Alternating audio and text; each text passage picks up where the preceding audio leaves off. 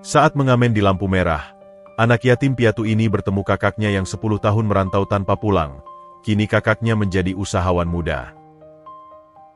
Halo sahabat, apa kabar semuanya? Sebelum masuk ke ceritanya, jangan lupa subscribe terlebih dahulu ya. Matahari Jakarta sore itu bersikap garang, tak kenal ampun. Panasnya tak sekadar menyengat kulit, tapi seolah menembus hingga ke tulang, dipantulkan kembali oleh aspal jalanan dan badi mobil-mobil yang lalu lalang. Debu dan asap kendaraan bercampur menjadi satu, membentuk semacam kabut coklat yang memaksanya untuk sesekali menahan napas. Tapi bagi Irgi, ini semua adalah ritme biasa, latar belakang alamiah dari kehidupannya yang keras. Keringat mengucur deras di pelipisnya, menetes dan membuat baju seragam sekolahnya yang sudah lusuh dan kebesaran itu semakin lekat di tubuhnya yang kurus. Tas ranselnya yang belepotan coretan ballpoint terasa berat, bukan hanya oleh buku-buku pelajaran yang jarang dibuka, tapi lebih oleh beban yang harus dipikulnya setiap hari. Dengan langkah-langkah kecil yang telah hafal medan, bocah berusia 12 tahun itu menuju panggungnya, sebuah sudut di lampu merah persimpangan yang selalu ramai. Di sanalah, selama berjam-jam, ia akan berjuang. Tangannya mencekal erat nek gitar kecilnya, sahabat sekaligus senjatanya. Ket gitar itu sudah banyak yang terkelupas, memperlihatkan kayu di bawahnya yang tua, dan terdapat beberapa lekukan kecil, bekas terbentur sesuatu. Tapi suaranya masih cukup bagus, setia menemani setiap lengkingan dan lirihnya suara Irgi. Dia berhenti di tepi trotoar, menunggu siklus lampu merah berikutnya. Matanya, yang tajam dan berbinar meski lelah, memindai setiap kendaraan yang berhenti. Dia melihat para pengendara dengan ekspresi berbeda-beda. Ada yang acuh tak acuh, ada yang sedang bertelepon, ada yang melamun, dan beberapa yang memandangnya dengan sebelas rasa, antara kasihan dan jijik. Semoga hari ini rezeki baik, bisiknya lirih pada dirinya sendiri, sebuah mantra yang selalu diucapkannya sebelum memulai. Dia mengambil napas dalam-dalam, mengumpulkan nyali, dan bersiap. Lampu hijau mulai berkedip, lalu berganti kuning, dan akhirnya merah. Irgi tidak menyia-nyiakan kesempatan. Jari jemarinya yang kecil tapi lincah mulai memetik senar. Lagu Ibu dari grup band Efek Rumah Kaca pun mengalir. Suaranya yang masih jernih, meski serak oleh debu, berusaha menembus riuh rendah klakson dan deru mesin. Ibu, aku datang dari pasar, dengan seikat sayur dan berita, untuk memberitahu bahwa aku masih hidup. Dia menyanyi dengan seluruh perasaan, matanya berusaha menatap para penumpang mobil, mencari sedikit kontak, sedikit pengakuan bahwa keberadaannya berarti. Sebuah window kaca mobil MPV Family diturunkan. Seorang wanita parubaya tersenyum lemah dan melambai, lalu melemparkan koin Rp1.000 ke arah kaleng bekas ket yang ditaruhnya di tanah. Irgi membalas dengan senyum lebar dan anggukan cepat, tak lupa meneriakkan, "Terima kasih, Bu. Semoga selamat sampai tujuan." Dia terus bernyanyi, berpindah dari satu mobil ke mobil lainnya. Seorang bapak-bapak di dalam teksi menggeleng-geleng melihatnya, lalu dengan cepat memutar tuas untuk menaikkan kacanya. Irgi hanya menarik napas, tidak kecewa. Itu sudah biasa. Tiba-tiba, sebuah sepeda motor menepat dengan kasar di dekatnya. Seorang remaja, teman sesama pengamen yang lebih tua, Baim, memberinya salam dengan anggukan. "Dapat berapa, Gi?" teriak Baim di atas suara mesin. "Masih sedikit, Bam. Baru mulai," jawab Irgi sambil terus memetik gitarnya. "Hati-hati, tadi gue lihat Pak Hansip galak-galaknya. Jangan sampai kejepit lagi," kata Baim sebelum melanjutkan aksinya ke ujung lampu merah yang lain. Irgi mengangguk. Rasa was-was menyelinap. Ancaman preman, Hansip, atau bahkan kemarahan pengendara adalah bagian dari risikonya. Tapi dia harus terus maju. Pikirannya melayang kepada Tante Sari, bibinya yang wajahnya selalu keruh oleh kekhawatiran dan mulutnya yang tak pernah berhenti menggerutu tentang hidup yang kejam. Uang receh di kaleng ini nanti akan dia serahkan, untuk sedikit meringankan beban sang bibi, untuk membeli beras, minyak, atau mungkin, jika beruntung, sebutir telur sebagai lauk.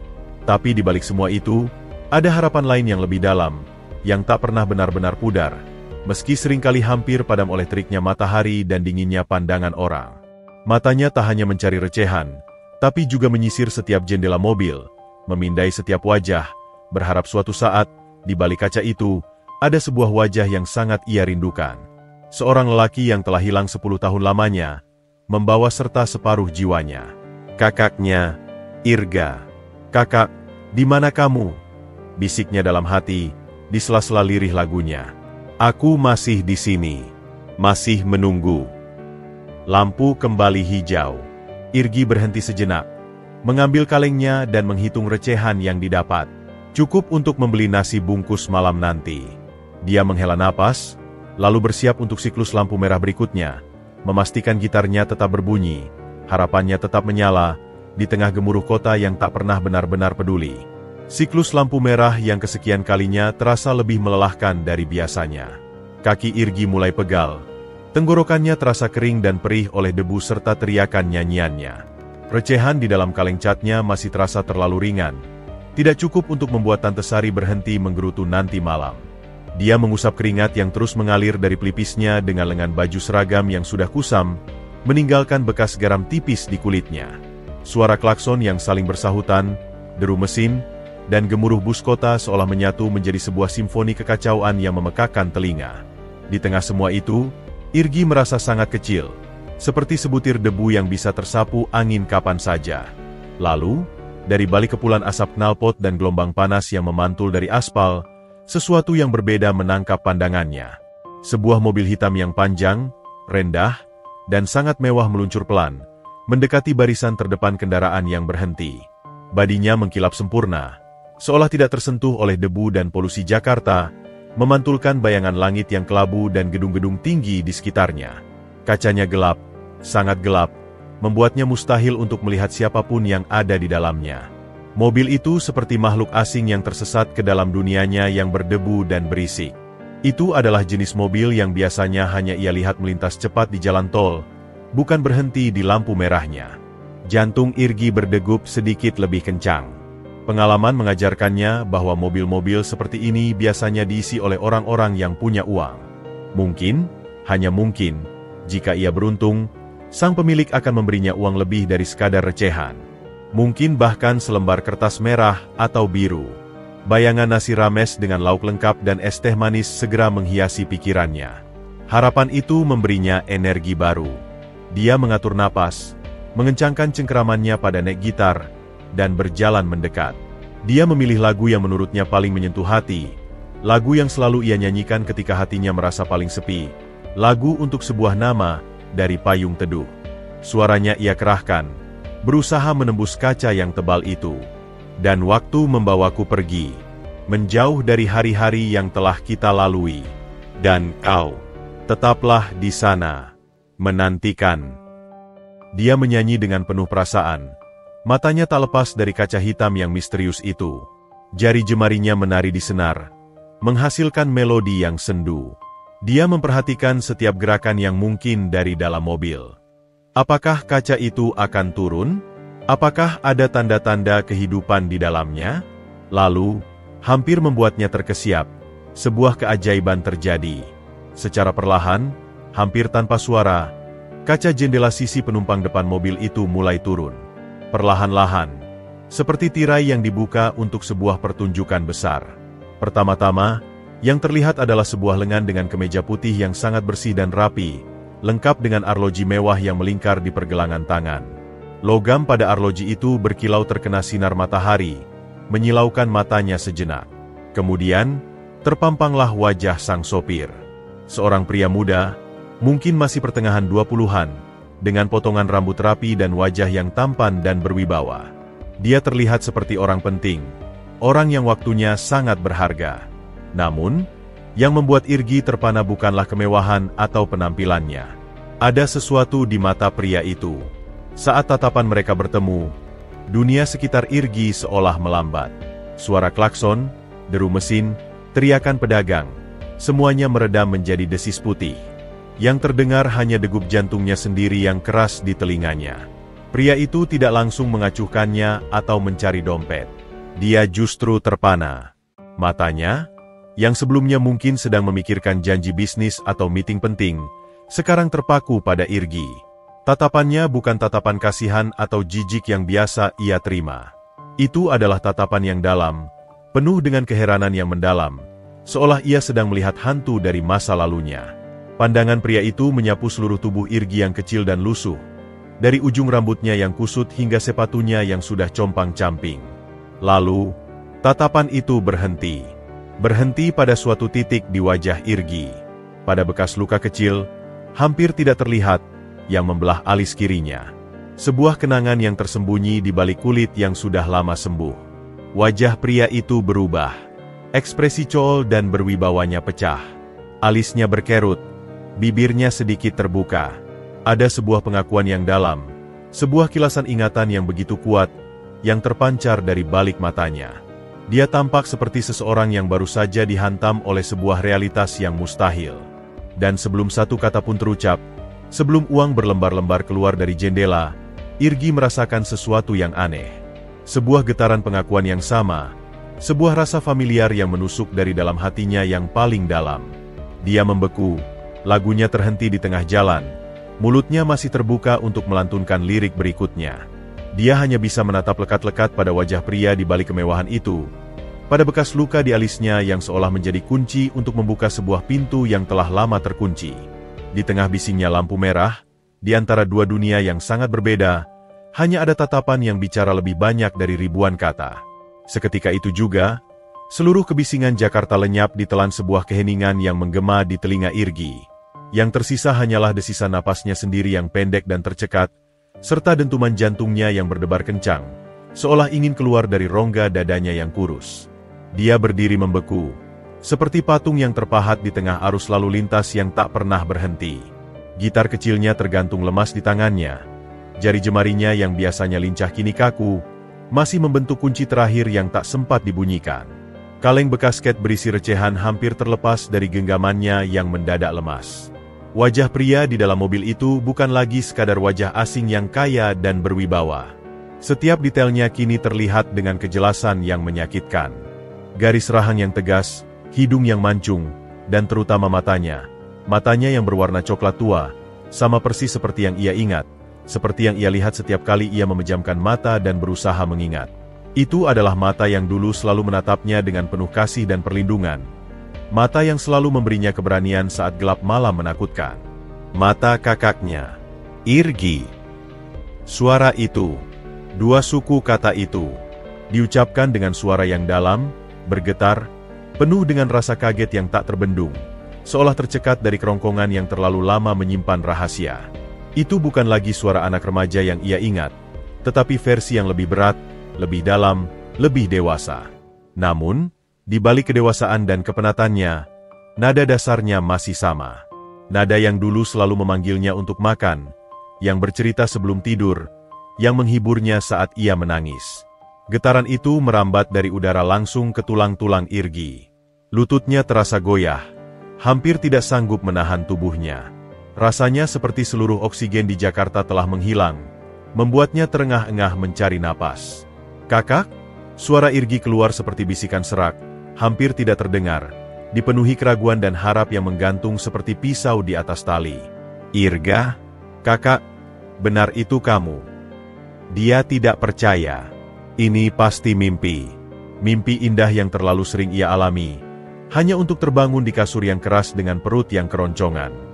Tapi panas matahari di kulitnya, debu yang ia hirup, dan beban gitar di tangannya terasa begitu nyata.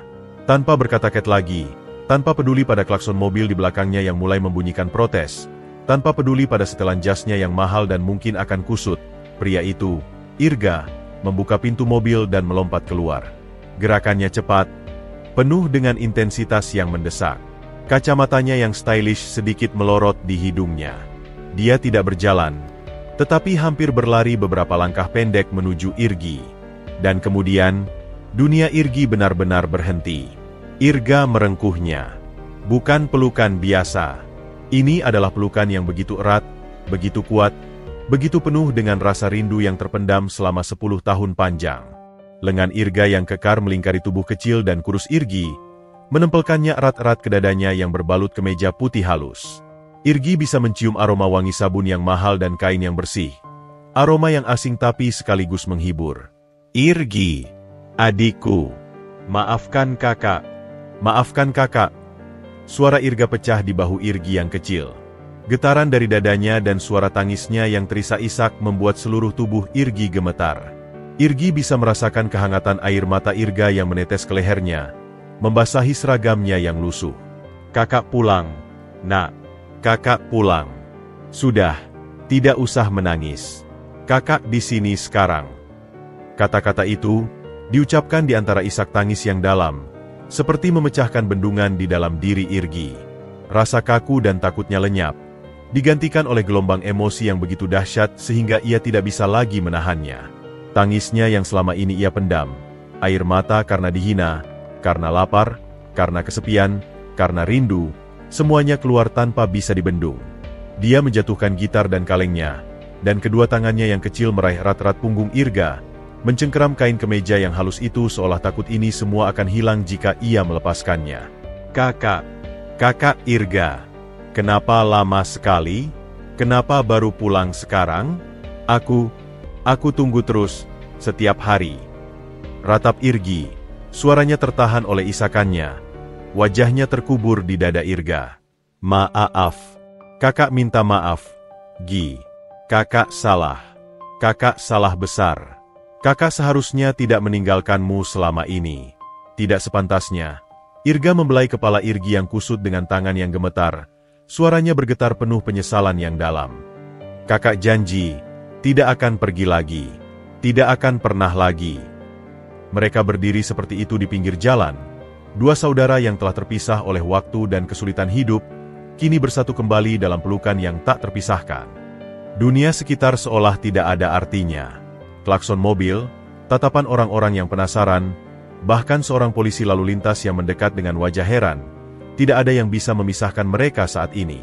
10 tahun penantian, 10 tahun air mata, 10 tahun pertanyaan yang tak terjawab, semuanya mencair dan menguap dalam kehangatan pelukan itu. Di tengah kekacauan dan kesibukan ibu kota, di sebuah persimpangan jalan biasa, sebuah keluarga yang telah tercerai-berai akhirnya menemukan jalannya kembali untuk bersatu. Pelukan mereka akhirnya terpaksa terlepas oleh teguran keras seorang polisi lalu lintas yang wajahnya sudah masam oleh terik dan polusi. "Ayo, maju. Jangan berhenti di tengah jalan. Mau nabrak, lo?" teriaknya, sambil membunyikan peluitnya nyaring.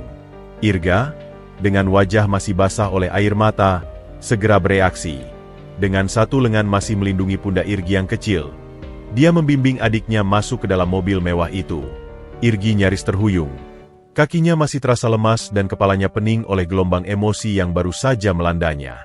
Dia masuk ke dalam, tubuhnya tenggelam di jok kulit yang lembut dan dingin. Baunya, wangi dan bersih, membuatnya hampir mual karena kontras dengan bau tubuhnya sendiri yang berkeringat dan bau jalanan. Dia duduk diam, matanya membelalak, menatap interior mewah yang hanya pernah ia lihat di televisi.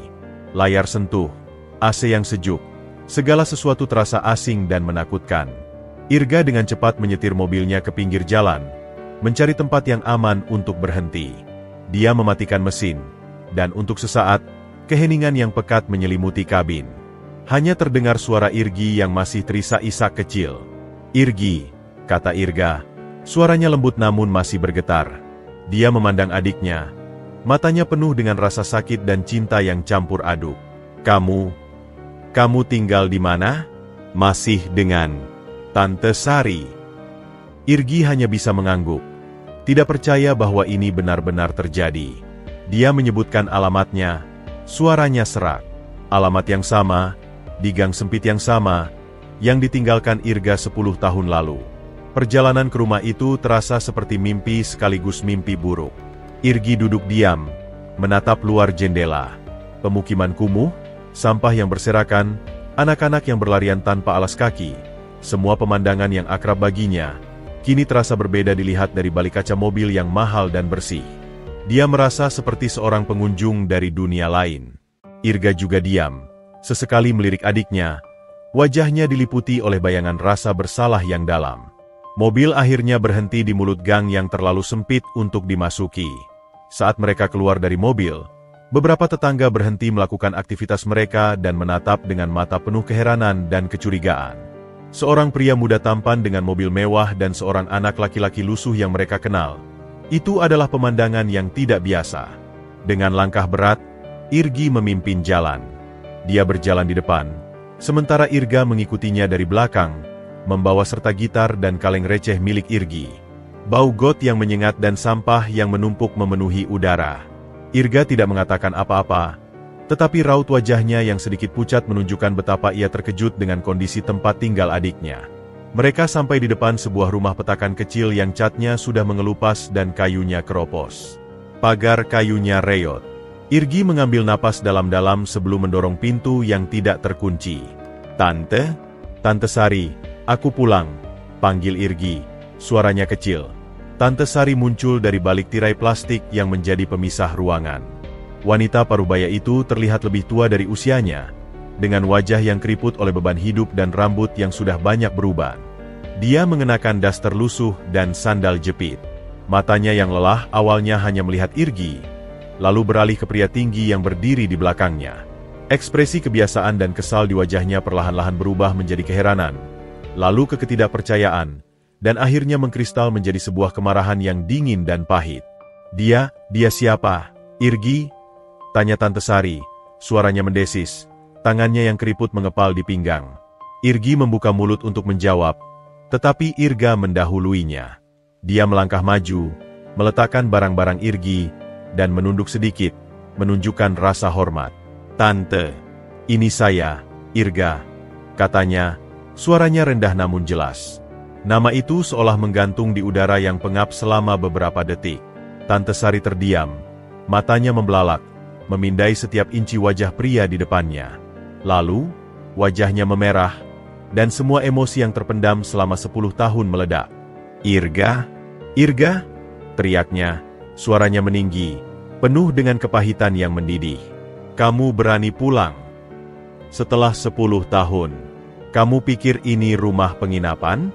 Bisa datang dan pergi sesuka hati?" "Tante, saya..." "Diam kau," potong Tante Sari dengan kasar, jarinya menunjuk-nunjuk ke arah Irga. "Kamu tahu tidak, selama ini seperti apa kami hidup? Aku yang harus membesarkan adikmu ini sendirian. Dengan uang sepeser pun tidak kau kirim. Tidak ada kabar, tidak ada telepon. Kami pikir kau sudah mati di rantau. Atau lebih parah lagi, kau sudah jadi orang kaya dan lupa sama sekali pada keluarga yang miskin ini." Irga menerima semua cercaan itu dengan kepala tertunduk. Dia tidak membela diri. Air mata kembali menggenang di matanya, tetapi kali ini bukan air mata bahaya, melainkan air mata penyesalan yang dalam. "Tante, saya tahu saya salah. Saya tidak bisa membela diri. Perjalanan saya sangat sulit. Saya hampir tidak selamat. Saya malu karena tidak bisa mengirim apa-apa.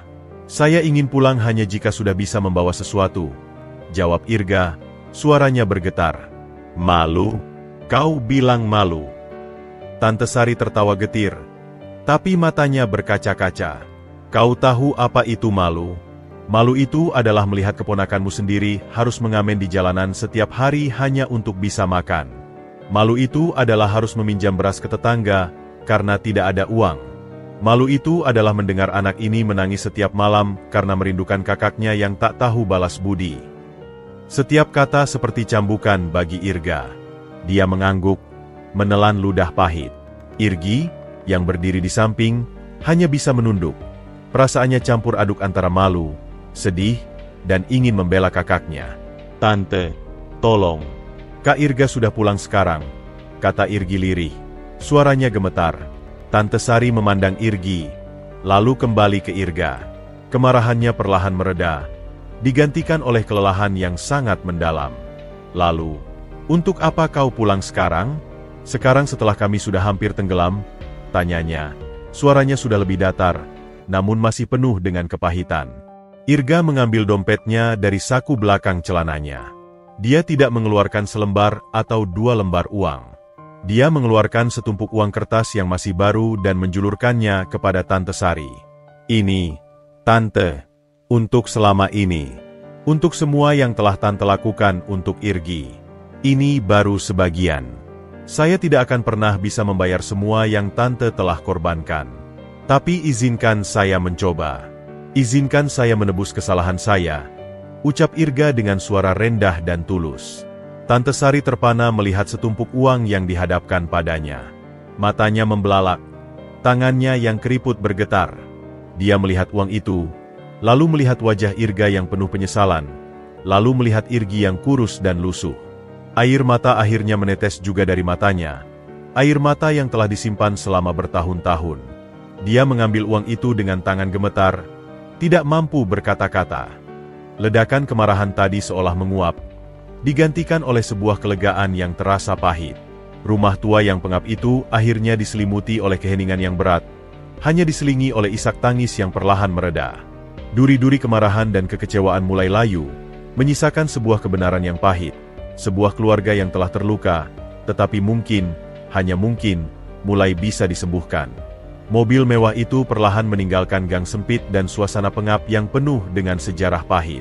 Di dalam kabin, keheningan kembali menyelimuti mereka, namun kali ini terasa lebih tegang dan canggung. Aroma parfum yang halus dan leather seat yang bersih semakin menonjolkan perbedaan yang menyolok antara dua dunia yang kini duduk berdampingan. Irgi menempelkan dahinya ke kaca jendela yang dingin, matanya memandangi luar tanpa benar-benar melihat. Pemandangan familiar, warung-warung kecil, anak-anak bermain, jemuran yang berjejal, berlalu dengan cepat, digantikan oleh gedung-gedung tinggi dan jalan raya yang lebar. Setiap meter yang mereka lalui terasa seperti membawanya semakin jauh dari kenyataan yang ia kenal selama ini. Irga sesekali melirik adiknya. Dia melihat bagaimana tubuh Irgi yang kecil tampak kaku dan tegang, bagaimana tangannya yang kotor mencengkeram erat-erat pangkuannya sendiri, seolah takut akan mengotori sesuatu. Rasa bersalah yang sudah begitu dalam di dadanya semakin membesar. Dia ingin mengatakan sesuatu, memecahkan kebekuan ini, tetapi kata-kata terasa hambar.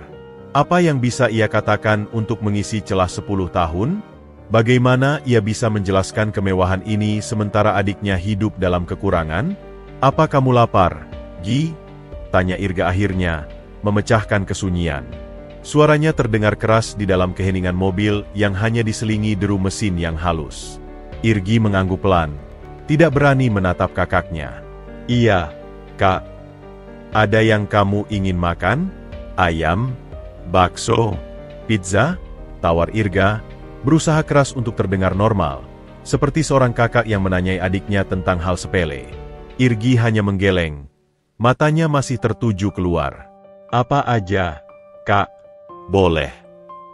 Jawabannya patuh, hampir tak bersuara, seolah ia tidak memiliki hak untuk memilih. Irga menarik napas dalam. Dia menyadari bahwa ini tidak akan mudah. Dia tidak hanya membawa pulang seorang adik, dia membawa pulang seorang anak yang telah belajar untuk tidak menginginkan apa-apa, untuk menerima apa adanya, untuk bertahan hidup dengan pasrah. Akhirnya, Irga memutuskan untuk membawa Irgi ke sebuah mal besar yang megah. Saat mobil memasuki area parkir bawah tanah yang terang benderang dan dipenuhi mobil-mobil mewah lainnya, mata Irgi mulai menunjukkan sedikit keheranan. Dia duduk lebih tegak. Matanya membelalak melihat luasnya area dan kemewahan yang terpampang. Begitu mereka berjalan menuju lobi mal, Irgi benar-benar merasa seperti masuk ke dunia lain. Lantai marmer yang mengilap, langit-langit yang tinggi, toko-toko dengan display berkilauan, dan aroma wewangian yang mahal membanjiri indranya. Orang-orang lalu lalang dengan pakaian yang bagus dan rapi, membawa banyak tas belanja. Irgi merasa sangat tidak pada tempatnya. Seragamnya yang lusuh dan sepatunya yang dekil terasa seperti noda di atas kanvas yang sempurna. Dia berjalan sangat dekat dengan Irga, hampir-hampir bersembunyi di balik tubuh kakaknya yang lebih besar, takut disentuh atau bahkan dilihat oleh orang-orang di sini. Kita beli baju dulu ya, Gi, ujar Irga dengan suara lembut, mencoba menangkap tangan Irgi yang kecil. Tangan itu dingin dan berkeringat. Irgi mengangguk, tidak mampu berkata-kata. Mereka masuk ke sebuah toko pakaian yang sangat besar dan terang. Pramuniaga yang cantik dan berdandan rapi menyambut mereka dengan senyum manis, yang langsung berubah menjadi tatapan aneh dan sedikit merendahkan saat melihat penampilan Irgi. Irga tidak menghiraukannya. Dia langsung mengambil beberapa setel baju, celana, dan sepatu yang menurutnya cocok untuk Irgi. Coba ini, Gi. Kamu suka yang mana? Tanya Irga, menunjukkan beberapa pilihan. Irgi hanya menatap baju-baju itu dengan mata tak percaya. Harganya yang terpampang di label membuatnya pusing. Itu mungkin setara dengan uang mengamennya selama berbulan-bulan. Dia mengulurkan tangannya, ragu-ragu, hampir tidak berani menyentuh kain yang halus dan bersih itu. Yang biru aja, Kak, jawabnya Finali. Suaranya bergetar. Setelah membeli beberapa setel pakaian dan sepatu baru, tanpa memperbolehkan Irgi untuk melihat harganya, Irga membawa Irgi ke sebuah restoran yang mewah di dalam mall. Interiornya elegan, dengan lampu temaram dan meja-meja yang diatur rapi. Irgi berjalan dengan kaku, merasa setiap langkahnya terlalu berisik di atas karpet tebal. Seorang pelayan dengan seragam rapi membawa mereka ke meja. Menu yang tebal dan berat diberikan kepada mereka. Irgi membukanya, dan matanya langsung berputar melihat gambar-gambar makanan dengan harga yang baginya astronomis. Dia tidak mengenali sebagian besar nama makanannya. "Pesan apa aja yang kamu mau, Gi?" kata Irga, mencoba tersenyum. "Ini traktiran kakak." Irgi membalik-balik halaman menu. Rasa laparnya tiba-tiba hilang digantikan oleh kecemasan. Dia akhirnya menunjuk gambar yang paling sederhana, sepiring nasi dengan ayam. "Itu aja, Kak. Terima kasih." Makanan datang, dan porsinya tidak besar tetapi disajikan dengan sangat indah. Irgi makan dengan hati-hati, menggunakan peralatan makan yang banyak dengan bingung, takut melakukan kesalahan. Dia melihat sekeliling, melihat keluarga lain yang sedang makan dengan riang, anak-anak yang dengan mudah memesan dessert mahal, dan sekali lagi ia merasa seperti seorang penyusup. Irga memperhatikan semua ini dengan hati yang semakin berat. Dia menyadari bahwa membeli barang-barang mahal tidak serta-merta menghapus rasa asing dan keterpisahan yang telah terbentuk selama 10 tahun. Ada jurang yang dalam antara mereka, jurang yang dipenuhi oleh pengalaman hidup yang berbeda, oleh rasa percaya yang terkikis, dan oleh kenangan pahit yang masih segar. Dia melihat adiknya yang masih kecil itu, yang kini duduk dengan pakaian baru tetapi dengan mata yang masih sama. Mata yang waspada, penuh pertahanan, dan menyimpan kesedihan yang dalam. Irga memahami bahwa reuninya dengan Irgi bukanlah akhir dari perjalanan. Ini adalah awal dari sebuah perjalanan baru yang mungkin lebih sulit. Perjalanan untuk menjadi keluarga lagi, untuk mengenal satu sama lain kembali, dan untuk menyembuhkan luka-luka yang telah begitu lama dibiarkan terbuka. Malam telah merapat, menyelimuti kota dalam balutan lampu-lampu gemerlap. Dari ketinggian apartemen mewah Irga, pemandangan Jakarta terhampar seperti hamparan permata yang tak terhitung jumlahnya. Namun, di balik kemewahan dan ketenangan ini, ada sebuah cerita yang gelap dan penuh luka yang siap dituturkan. Irgi, yang kini telah mandi dan mengenakan piyama baru yang lembut, duduk di sofa besar yang nyaman. Dia merasa kecil dan terkesima oleh segala kemewahan di sekelilingnya. Di depannya, di atas meja kayu yang mengilap, telah tersaji 2 cangkir coklat panas yang masih mengepul dan sepiring kue-kue kecil yang menggoda. Tapi perhatiannya tidak tertuju pada makanan. Matanya tertuju pada Irga, yang duduk di seberangnya. Wajahnya terlihat lelah dan muram diterpa cahaya lampu temaram. "Gi," mulailah Irga, suaranya rendah dan serius, memecahkan kesunyian yang telah berlangsung cukup lama.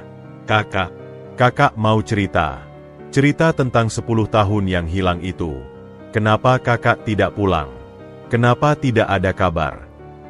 Dia menghela napas panjang, seolah mengumpulkan keberanian untuk membongkar memori yang paling menyakitkan. Irgi mengangguk pelan, matanya penuh perhatian. "Cerita aja, Kak. Aku dengerin." Irga memandangi cangkir coklatnya, seolah mencari kekuatan dari dalamnya. "Waktu itu, setelah pemakaman ayah dan ibu," ujarnya. Suaranya bergetar menyebutkan kata ayah dan ibu. "Kakak pergi dengan modal nekat dan uang sakunya yang sangat sedikit. Naik bus ekonomi selama berhari-hari, sampai akhirnya tiba di Surabaya. Kakak pikir, kota besar, banyak lowongan kerja." Dia berhenti sejenak, menelan ludah. Hari-hari pertama, kakak tidur di halte bus, di emperan toko. Makan sehari sekali, kadang cuma roti basi. Akhirnya dapat kerja jadi kuli angkut di pelabuhan. Kerjanya berat, Gi. Angkat karung-karung beras dan gula yang beratnya bisa 50 kilo lebih. Gajinya kecil, sering ditipu mandornya, dibayar separuh atau malah tidak dibayar sama sekali. Irgi mendengarkan dengan mata membelalak. Tidak bisa membayangkan kakaknya yang sekarang berpenampilan rapi itu melakukan pekerjaan seperti itu. Suatu kali, kakak jatuh sakit keras. demam tinggi, batuk-batuk, tidak ada uang untuk berobat. Seorang penjaga warung yang baik hati memberiku tempat tidur di belakang warungnya dan memberi aku jamu. Waktu itu, kakak pikir ajal sudah dekat. Air mata mulai menggenang di mata Irga. Dan di saat-saat seperti itu, yang kakak pikirkan adalah kamu. Apakah kamu makan? Apakah kamu baik-baik saja? Tapi kakak malu, Gi. Malu karena tidak bisa mengirim apa-apa. Malu karena janji kakak untuk menjemputmu begitu sukses hanyalah mimpi kosong. Irgi merasa dadanya sesak. Dia ingin memeluk kakaknya, tapi tubuhnya terasa kaku. Setelah sembuh, kakak dapat kerjaan lain. Jadi pencuci piring di restoran kecil. Tangan kakak sampai keriput dan terluka karena air deterjen dan sisa makanan. Tapi kakak tabung setiap rupiahnya. Lalu pindah kerja jadi sales barang elektronik keliling.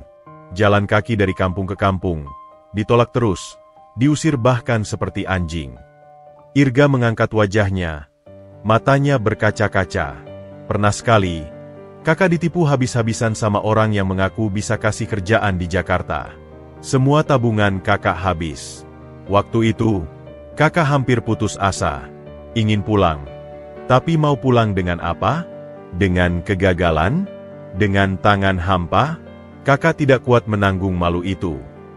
Dia menarik napas dalam-dalam.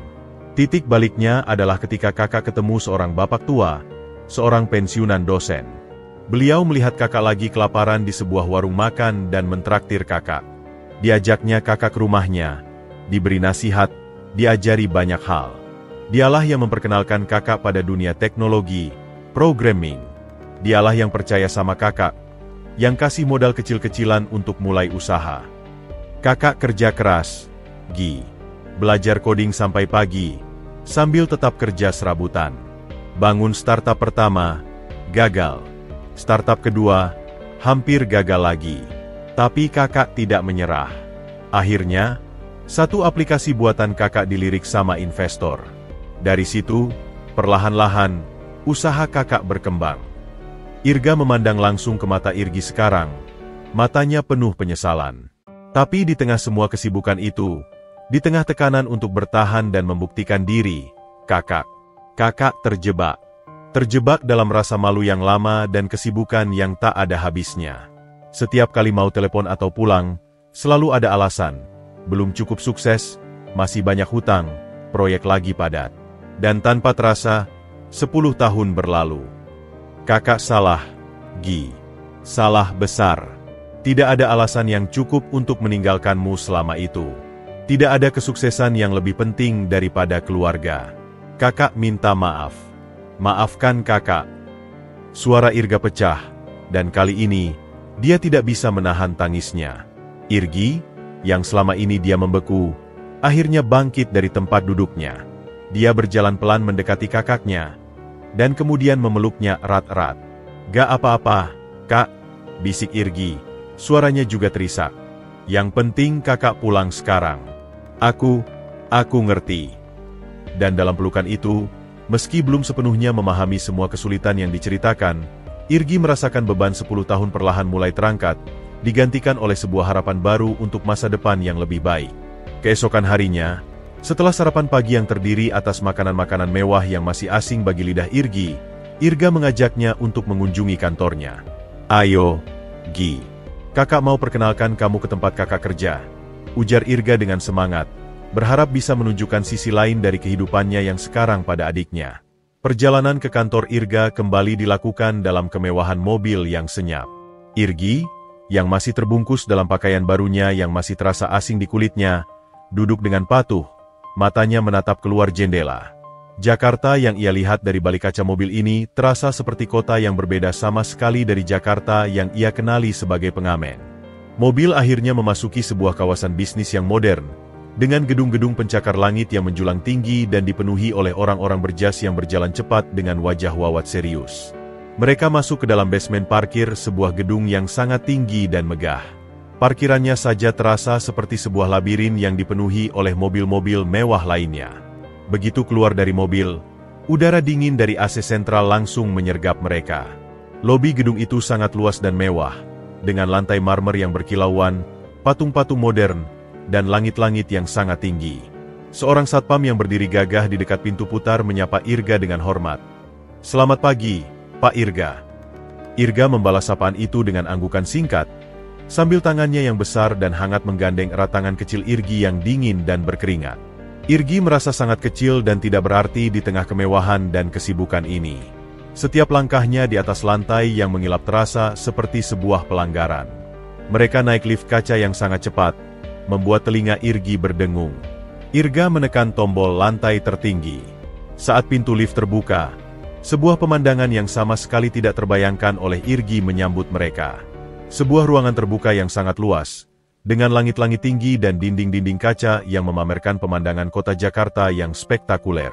Ruangan itu dipenuhi oleh meja-meja kerja modern yang diisi oleh puluhan orang muda dengan pakaian kasual tapi stylish. Semua terlihat sibuk dengan komputer dan laptop mereka. Dindingnya dihiasi oleh grafik-grafik warna-warni dan tulisan-tulisan motivasi. Suara ketikan keyboard, dering telepon, dan obrolan serius memenuhi udara.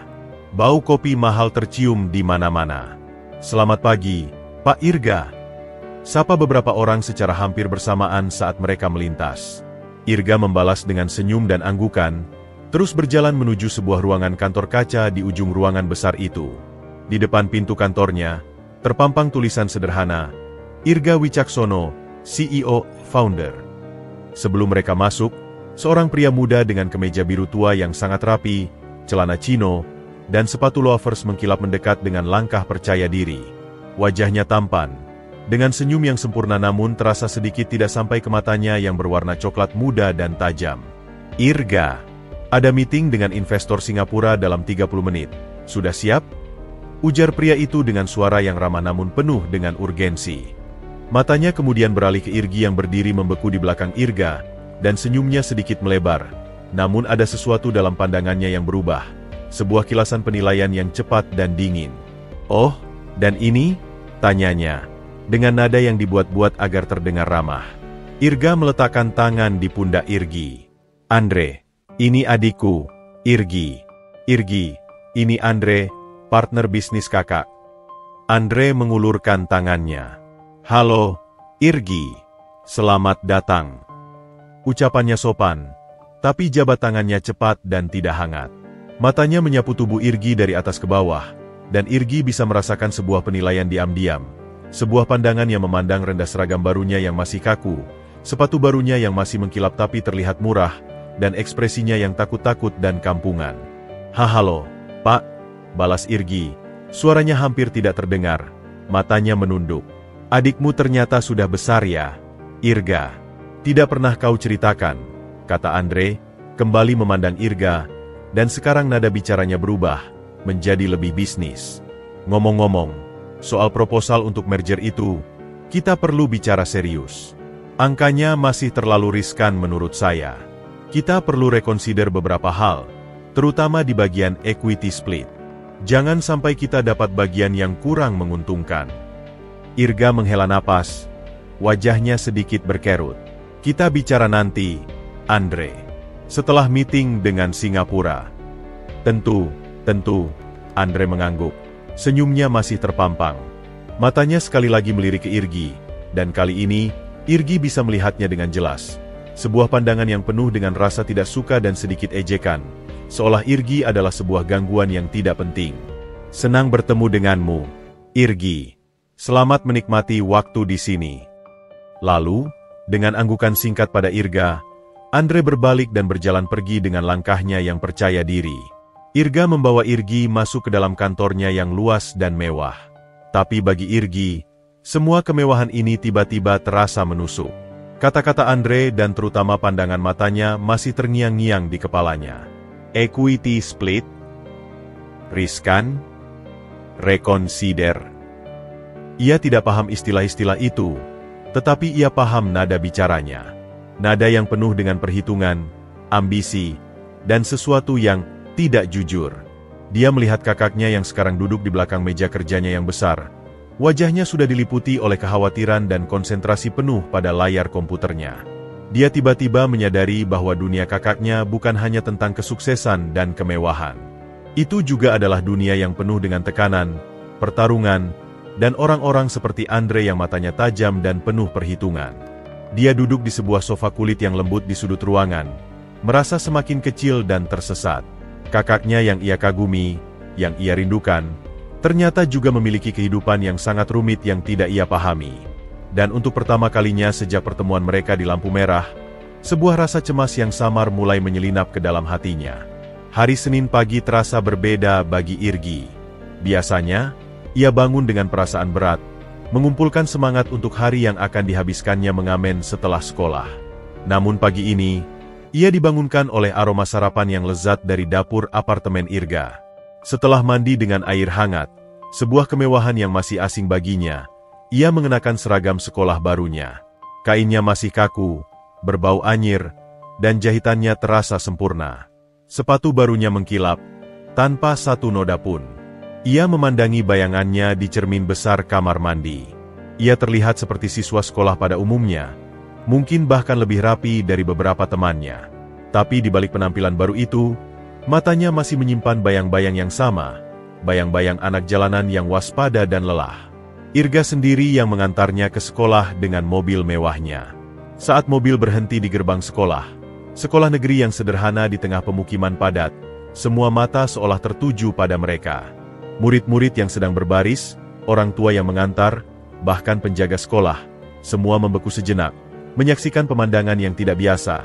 Mobil hitam panjang dan berkilau, dan dari dalamnya keluar Irgi, si anak pengamen, dengan seragam baru yang mentereng. Irgi merasa panas di seluruh tubuhnya. Ia cepat-cepat mengambil tasnya dan buru-buru keluar dari mobil.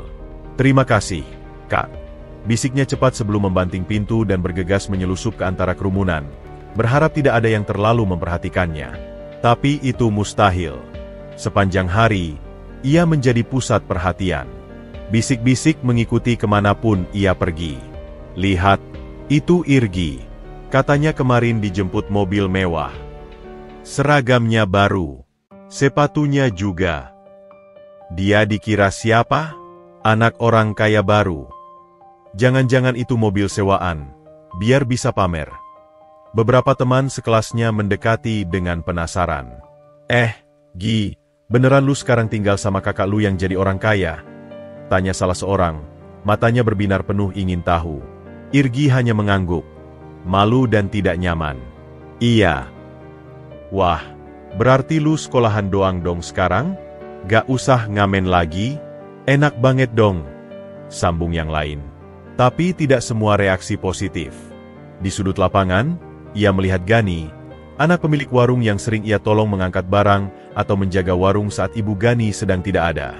Gani adalah teman seperjuangannya, anak dari keluarga yang sama-sama pas-pasan. Mereka sering berbagi jajanan murah atau belajar bersama di teras warung. Saat ini, Gani memandangnya dari kejauhan, wajahnya masam. Ketika pandangan mereka bertemu, Gani memalingkan muka dengan kasar dan meludah ke tanah, lalu berbalik dan pergi. Sakitnya bukan main. Itu seperti ditampar. Irgi ingin mengejar, ingin menjelaskan, tapi kakinya terasa berat. Apa yang harus ia jelaskan? Bahwa hidupnya memang tiba-tiba berubah? Bahwa ia sekarang punya kakak yang kaya? Itu semua terdengar seperti sebuah pengkhianatan bagi mereka yang masih terjebak dalam kehidupan yang sama. Jam istirahat, Irgi duduk sendirian di kantin, membolak-balik nasi bungkus yang dibelikan oleh Irga, nasi bungkus yang isinya jauh lebih mewah dari biasanya. Ia tidak merasa lapar. Ia merasa seperti seorang penipu. Seorang penyusup yang memakai kostum yang bukan miliknya. Seorang guru, Pak Guru Heri, mendekatinya. "Irgi, saya dengar kabar baik tentang kakakmu yang pulang. Itu bagus sekali, Nak." Pak Heri adalah salah satu guru yang sering memperhatikannya. Kadang memberi Irgi buku bekas atau uang saku kecil. "Terima kasih, Pak," jawab Irgi, menunduk. "Tapi ingat, Nak," lanjut Pak Heri, suaranya rendah dan bermakna. "Perubahan keadaan jangan mengubah siapa dirimu. Tetaplah jadi Irgi yang rajin dan rendah hati yang saya kenal." Nasihat itu menggema di kepalanya. Siapa dirinya? Apakah ia masih anak jalanan yang berjuang? Atau sekarang ia adalah adik seorang pengusaha kaya? Ia tidak tahu lagi. Sepulang sekolah, ketika Irga menjemputnya lagi, Suasana di dalam mobil terasa berat. Irgi diam saja, menatap luar jendela. Ada apa, Gi? Kenapa murung? Ada yang nakal di sekolah? Tanya Irga dengan khawatir. Irgi menggeleng. Enggak, Kak. Cuma capek aja. Tapi di dalam hatinya, konflik berkecamuk. Ia merindukan kehidupan lamanya yang sederhana, di mana ia tahu persis di mana tempatnya. Ia rindu pada obrolan santai dengan Gani, pada rasa lelah yang tulus setelah seharian mengamen, pada rasa solidaritas dengan Baim dan anak-anak jalanan lainnya. Sekarang, ia merasa terasing, tidak diterima sepenuhnya di dunia baru kakaknya, dan ditolak oleh dunia lamanya. Dia terjebak di antara dua dunia, tidak sepenuhnya menjadi bagian dari salah satunya, dan rasa kesepian yang ia rasakan justru semakin dalam daripada ketika ia benar-benar sendirian di lampu merah. Beberapa hari telah berlalu sejak Irgi mulai tinggal di apartemen mewah Irga. Rutinitas baru mulai terbentuk. Bangun pagi, sarapan mewah, diantar ke sekolah dengan mobil mewah, dijemput, makan malam mewah, dan kemudian menghabiskan malam dalam keheningan apartemen yang luas sementara Irga seringkali masih sibuk dengan laptopnya atau telepon konferensi yang tak ada habisnya. Meski secara fisik nyaman, jiwa Irgi masih gelisah. Ia merasa seperti seorang tamu yang terlalu lama menginap, selalu waspada untuk tidak membuat kesalahan atau merepotkan. Suatu sore, Irga pulang lebih awal. Wajahnya terlihat sangat lelah. Ada guratan kekhawatiran di dahinya yang biasanya terlihat mulus dan percaya diri. Gi, kakak ada telepon penting di ruang kerja. Kamu nonton TV dulu ya, atau main game di tablet itu. Ujar Irga sambil meletakkan jasnya di atas kursi. Suaranya terdengar datar, kehilangan semangatnya yang biasa. Irgi mengangguk, mengambil tablet mahal yang diberikan Irga padanya. Tapi perhatiannya tidak pada gadget itu. Ia memperhatikan kakaknya yang berjalan ke ruang kerjanya dan menutup pintu, tetapi tidak mengunci sepenuhnya. Ada celah kecil yang tersisa. Awalnya, Irgi mencoba untuk fokus pada acara kartun di TV besar. Tapi pikirannya terus-menerus tertarik pada ruang kerja itu. Ia jarang melihat Irga seperti itu, begitu tegang dan tertutup. Kekhawatiran yang kecil mulai menggerogoti pikirannya. Apakah kakaknya sedang ada masalah? Apakah karena dirinya? Apakah ia terlalu merepotkan? Tiba-tiba, suara Irga yang terdengar dari balik pintu menjadi lebih keras, lebih tegang. Itu memancing rasa ingin tahunya. Dengan hati-hati, seperti pencuri kecil, Irgi mendekati pintu ruang kerja. Dari celah itu, ia bisa melihat Irga berdiri membelakangi pintu, menatap keluar jendela yang luas, teleponnya menempel di telinganya. Aku tahu angkanya riskan, Andre. Tapi kita sudah sepakat dari awal. Suara Irga terdengar tegang, hampir berbisik tapi penuh tekanan. Laporan keuangan itu harus kita serahkan minggu depan. Kalau investor tahu kita memanipulasi proyeksi. Irgi membeku. Manipulasi? Itu kata yang ia dengar sekali di sekolah, saat seorang guru memperingatkan tentang menyontek. Diam sejenak, Irga mendengarkan. Wajahnya yang terpantul samar-samar di kaca jendela terlihat semakin keruh. Jangan main-main, Andre. Ini bukan cuma soal uangku atau uangmu. Ini soal reputasi. Hidup ratusan karyawan kita juga taruhannya. Kaki Irgi mulai gemetar. Ia tidak memahami sepenuhnya apa yang dibicarakan, tetapi nada suara kakaknya membuatnya takut. Ini bukan lagi tentang meeting biasa, atau urusan bisnis rumit yang ia dengar sepintas. Ini terdengar berbahaya. Aku tidak setuju. Suara Irga tiba-tiba meledak, membuat Irgi hampir terjengkang. Menutupi kerugian dengan cara begitu? Itu gila. Itu bukan bisnis, Andre. Itu penipuan. Kata penipuan itu menggantung di udara, berat dan menusuk. Irgi menahan napas. Jantungnya berdebar kencang. Andre, partner bisnisnya. Pria dengan senyum sempurna dan mata yang tajam itu. Irga kembali terdiam, mendengarkan dengan seksama. Bahunya yang biasanya tegak sekarang terlihat bungkuk, seperti memikul beban yang sangat berat. Baik, akhirnya katanya. Suaranya tiba-tiba sangat lelah, hampir tak bersemangat. Kita bicara besok. Tapi ingat, aku tidak akan membiarkan ini menghancurkan segalanya yang sudah kita bangun. Telepon ditutup. Irga tetap berdiri di sana, menatap keluar jendela untuk waktu yang lama, kedua tangannya mengepal di samping tubuhnya. Irgi mundur pelan-pelan, hati-hati agar tidak membuat suara. Ia kembali ke sofa, mengambil tabletnya, tetapi jari jemarinya gemetar sehingga ia hampir menjatuhkannya. Pikirannya berputar kencang. Kakaknya yang ia kagumi, yang ia pikir sukses karena kerja keras dan kejujuran, ternyata menyimpan sesuatu. Sesuatu yang gelap. Sesuatu yang berisiko besar. Dan itu melibatkan Andre. Ketika Irga akhirnya keluar dari ruang kerja, wajahnya telah kembali ke ekspresi netralnya, tetapi matanya masih menyimpan bayangan kecemasan yang dalam. Ia memaksakan senyum untuk Irgi. "Sudah makan, Gi? Lapar?" tanyanya, berusaha terdengar normal. Irgi mengangguk, tidak berani menatap mata kakaknya langsung. "Belum, Kak. Ayo, kita pesan pizza. Yang kamu suka, dengan extra cheese," usul Irga, mengambil ponselnya. Tapi saat itu, bagi Irgi, pizza extra cheese tidak lagi terasa menggoda. Rasanya ada sesuatu yang pahit menyelinap di antara mereka, sebuah rahasia yang ia ketahui tetapi tidak boleh diungkap. Ia melihat kakaknya, pahlawannya, dan untuk pertama kalinya, ia melihat seorang lelaki yang lelah, terjepit, dan mungkin melakukan sesuatu yang salah. Dunia kesuksesan yang gemilang tiba-tiba menunjukkan retakannya, dan Irgi, dengan polosnya seorang anak berusia 12 tahun, merasa ketakutan. Ketakutan bahwa semua ini, apartemen mewah, mobil, seragam baru, bisa lenyap dalam sekejap. Dan lebih dari itu, ia takut bahwa kakaknya, yang baru saja ia dapatkan kembali, bisa hilang lagi, bukan karena pergi, tetapi karena sesuatu yang jauh lebih buruk. Tekanan dari dunia baru Irga semakin membebani jiwa Irgi yang masih polos. Apartemen yang mewah itu, dengan segala kemewahan dan kenyamanannya, mulai terasa seperti sebuah penjara yang berlapis emas.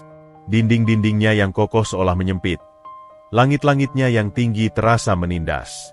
Setiap kali ia melihat kakaknya menerima telepon dengan wajah yang semakin keruh dan suara yang dipaksa rendah, dadanya sesak.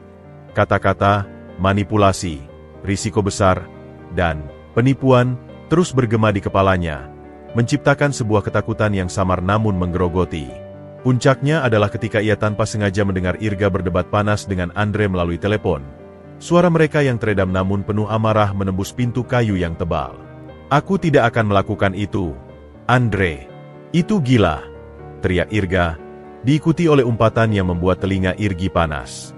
Ia merasa terperangkap. Ia ingin bertanya, ingin tahu, ingin membantu. Tapi bagaimana? Ia hanya seorang anak kecil yang tidak mengerti dunia bisnis yang rumit. Dan lebih dari itu, ia takut. Takut jika ia bertanya, ia akan melihat kekecewaan di mata kakaknya, atau lebih buruk, kemarahan. Pada sebuah Jumat sore, setelah seminggu penuh dengan bisik-bisik di sekolah dan ketegangan diam-diam di apartemen, kerinduan akan sesuatu yang familiar menjadi tak tertahankan. Ia rindu pada rasa kebebasan, sekotor dan seberat apapun itu.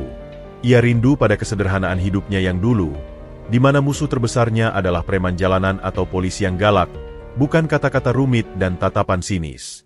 Dengan hati berdebar-debar, saat Irga masih terlibat dalam sebuah telepon konferensi yang penting, Irgi mengambil kesempatan. Ia mengenakan pakaian lamanya yang sudah usang dan compang-camping, yang sempat ia sembunyikan di bawah tempat tidur, seolah sebagai jimat dari kehidupan lamanya. Dengan hati-hati, ia menyelinap keluar dari apartemen. Jantungnya berdegup kencang seperti sedang melakukan sebuah kejahatan. Langkahnya semakin cepat saat ia menjauh dari gedung apartemen yang megah itu. Ia berjalan menuju halte bus, menggunakan uang saku yang diberikan Irga untuk membeli tiket. Perjalanan dengan bus yang penuh sesak dan berbau bensin justru terasa melegakan. Ini adalah dunianya. Dunia yang ia pahami. Saat ia tiba di lampu merah persimpangan yang menjadi panggungnya, dadanya terasa lebih plong. Bau aspal panas, debu, dan asap knalpot adalah wewangian yang ia kenal. Suara klakson dan teriakan pedagang adalah musik yang menenangkan jiwanya. Ia bahkan tidak membawa gitar atau kalengnya. Ia hanya ingin berada di sini, merasakan lagi denyut nadi kehidupan yang sebenarnya. Dia duduk di tepi trotoar, menyaksikan para pengamen lain bekerja. Lalu, ia melihat seorang yang familiar. Baim, temannya, sedang asyik mengamen dengan gitar bututnya, menyanyikan lagu-lagu pop dengan suara yang serak namun penuh perasaan. Saat Baim melihatnya, ekspresi di wajahnya berubah dari netral menjadi heran, lalu akhirnya menjadi sinis. Baim menyelesaikan lagunya dengan cepat, mengumpulkan recehan yang diberikan, lalu mendekati Irgi. Wah, wah, wah, lihat siapa ini. Si Jetset yang udah naik kelas. Sambut Baim, suaranya dipenuhi sarkasme. Tangannya yang kotor menenteng kaleng recehan. Apa kabar, Bang Irgi? Lagi turun ke bawah buat lihat-lihat rakyat kecil. Irgi merasa tersindir. Jangan gitu, Bam. Aku cuma kangen aja. Kangen? Baim tertawa pendek, getir. Kangen sama apa? Kangen sama debu? Kangen sama lapar? Kangen sama ditendang preman? Dia meludah ke tanah. Lu udah tinggal di dunia sana, Gi. Nikmatin aja. Jangan main-main ke sini lagi. Nanti ilang wibawa lu. Irga, kakakku, dia. Irgi mencoba menjelaskan, tapi kata-katanya tercekat. Bagaimana ia bisa menjelaskan tentang tekanan bisnis, tentang Andre, tentang ketakutannya yang tidak jelas? Kakak lu emang keren, ya? Orang kaya baru. Mobilnya mewah, ya. Baim memotong, matanya menyipit. Tapi gue lihat orang kaya gitu banyak. Mereka biasanya cuma sesaat. Datang, kasih harapan, terus pergi lagi. Jangan harap dia bertahan lama, Gi. Lu jangan terlalu berharap. Nanti jatuhnya sakit. Irgi ingin membantah, ingin membela kakaknya. Tapi kata-kata Baim menusuk tepat di ketakutan terbesarnya. Ketakutan bahwa semua ini sementara. Bahwa kakaknya bisa hilang lagi. Bukan gitu, Bam. Dia baik. Dia. Irgi mencari kata-kata. Gue seneng kalau emang baik, kata Baim. Nada suaranya sedikit melunak, tapi masih penuh dengan kegetiran. Tapi inget, dunia lu sama dia sekarang udah beda. Jangan lupa sama akar lu. Jangan malu sama temen-temen lu yang masih di sini. Mendengar itu, Irgi diam. Ia melihat sekeliling. Ia melihat anak-anak lain seusianya, dengan wajah usang oleh matahari dan kekurangan, masih berjuang untuk recehan demi recehan. Ia melihat dirinya yang dulu. Dan untuk pertama kalinya, ia merasa bersalah. Bersalah karena telah meninggalkan mereka. Bersalah karena mengenakan pakaian bagus dan tinggal di apartemen mewah, sementara mereka masih berjuang. Ia tidak lama tinggal. Setelah mengobrol sebentar dengan Baim, yang tetap bersikap dingin, Irgi pulang dengan perasaan yang bahkan lebih kacau daripada ketika ia datang. Ia kembali ke apartemen mewah, ke kehidupan barunya, tetapi sekarang dengan sebuah keyakinan yang mengusik, bahwa ia tidak sepenuhnya belong dimanapun. Dan bahwa kebahagiaan yang ia rasakan saat reuninya dengan Irga mungkin memang terlalu indah untuk bertahan lama. Persis seperti yang dikatakan Baim. Tekanan yang dihadapi Irga di dunia bisnisnya mencapai titik didih. Proyek besar yang ia gagas, sebuah merger strategis dengan perusahaan Singapura, ternyata mengandung lubang-lubang hitam yang selama ini ditutupi oleh manipulasi laporan keuangan yang dilakukan Andre. Kini, ketika investor mulai melakukan due diligence yang lebih mendalam, segala sesuatu berisiko terbongkar. Suatu malam, Irga pulang dalam keadaan yang nyaris hancur. Wajahnya pucat, matanya berkaca-kaca oleh kelelahan dan stres. Ia melemparkan jas mahalnya ke atas kursi dengan gerakan kasar, sesuatu yang tidak pernah dilakukannya. Irgi, tolong ambilkan kakak air putih. Pintarnya, suaranya serak, sambil meremas-remas pelipisnya. Irgi yang sedang mengerjakan PR di meja makan segera bergegas. Ia mengambil air dan memberikannya pada kakaknya dengan tangan gemetar. Ia bisa merasakan aura negatif yang begitu kuat dari Irga. Ada apa? Kak? Kamu kenapa? Tanya Irgi hati-hati. Irga menenggak air itu dalam sekali teguk, lalu mendesah panjang. Masalah di kantor, Gi. Hal-hal yang terlalu rumit untuk dijelaskan. Ia melihat adiknya, dan untuk sesaat, wajahnya melunak sebelum kembali berkerut oleh kekhawatiran. Kakak hanya perlu waktu untuk memikirkan semuanya. Tapi masalahnya tidak memberinya waktu.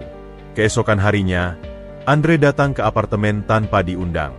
Wajahnya masih dengan senyum sempurna itu, tetapi matanya dingin dan penuh perhitungan. "Irga, kita perlu bicara. Sekarang," katanya begitu pintu terbuka, tanpa basa-basi bahkan tanpa menyapa Irgi yang berdiri di belakang. Mereka masuk ke ruang kerja Irga dan kali ini, Irga menutup pintunya rapat-rapat. Tapi suara mereka masih bisa terdengar samar-samar, terutama ketika amarah meledak. "Ini sudah darurat, Irga!" teriak Andre. Suaranya menusuk melalui kayu pintu. "Mereka akan menemukan semuanya. Satu-satunya cara adalah dengan merger itu, dan kita harus setuju dengan terms mereka." "Terms mereka? Itu bunuh diri, Andre!" balas Irga. Suaranya lebih rendah namun bergetar oleh kemarahan yang tertahan. "Mereka mau mengambil alih 70% saham? Itu bukan merger. Itu akuisisi paksa. Kita akan kehilangan segalanya. Lebih baik kehilangan sebagian daripada kehilangan semua. Kalau ini terbongkar, kita bukan cuma bangkrut, kita bisa masuk penjara. Irga." "Penjara? Kau mengerti?" hardik Andre. Irgi, yang mendengarkan dengan jantung berdebar kencang di balik pintu, merasa darahnya membeku. "Penjara." Kata itu begitu mengerikan, begitu nyata. "Dan ingat," lanjut Andre, suaranya tiba-tiba menjadi lebih halus, lebih beracun. "Kau sekarang bukan cuma sendiri. Kau punya tanggungan baru." Ada penekanan pada kata tanggungan yang membuat Irgi merasa seperti sebuah beban. "Kau mau adikmu itu melihat kakaknya dicopot dari perusahaan sendiri? Mau dia lihat kau digiring polisi?" Diam yang menyakitkan dari dalam ruangan. Irgi bisa membayangkan wajah kakaknya yang remuk. Kau jangan bawa-bawa Irgi ke dalam ini." Suara Irga akhirnya keluar, lemah dan penuh keputusasaan. "Ini sudah tidak bisa dihindari, Irga. Pilihannya sederhana. Setuju dengan merger, atau kita semua hancur. Pikirkan baik-baik." Pintu terbuka tiba-tiba dan Andre keluar dengan wajah yang masih col. Ia melihat Irgi yang terpaku di tempatnya dan memberinya senyum tipis yang sama sekali tidak sampai ke mata. "Selamat sore, Irgi. Jagalah kakakmu. Ya, dia sedang tidak enak badan." Setelah Andre pergi, Irgi masuk pelan-pelan ke ruang kerja. Irga masih duduk di belakang mejanya. Kepalanya tertunduk dalam tangan, bahunya terlihat begitu berat. "Kakak?" panggil Irgi kecil. Irga mengangkat kepala. Matanya merah. "Gi, maafkan kakak. Kakak punya banyak masalah sekarang. Kakak mungkin tidak bisa sering-sering menemanimu." Irgi ingin berlari dan memeluk kakaknya, tapi sesuatu menghentikannya. Sebuah rasa takut bahwa kakaknya yang terlihat begitu besar dan kuat ini ternyata begitu rapuh. Dan sebuah rasa bersalah bahwa kehadirannya justru menjadi bahan ancaman bagi kakaknya. Hari-hari berikutnya, Irga berubah.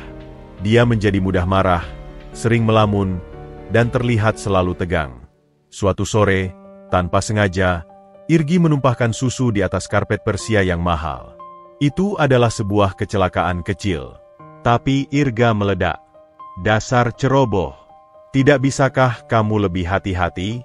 Barang ini mahal, Irgi. Tidak mudah membersihkannya." Bentaknya, suaranya meninggi oleh stres yang tertahan.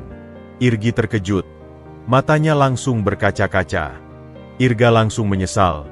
Tapi kerusakan sudah terjadi. Luka kecil itu terbuka. "Maaf, Kak, aku akan bersihkan," bisik Irgi. Suaranya gemetar. "Sudah, tidak usah. Biar pembantu yang membersihkannya," potong Irga dengan masih kesal, lalu kembali ke laptopnya, menyelam kembali dalam kekhawatirannya. Malam itu, Irgi menangis di kamarnya. Bukan karena dibentak, tetapi karena ia melihat kakaknya yang berubah.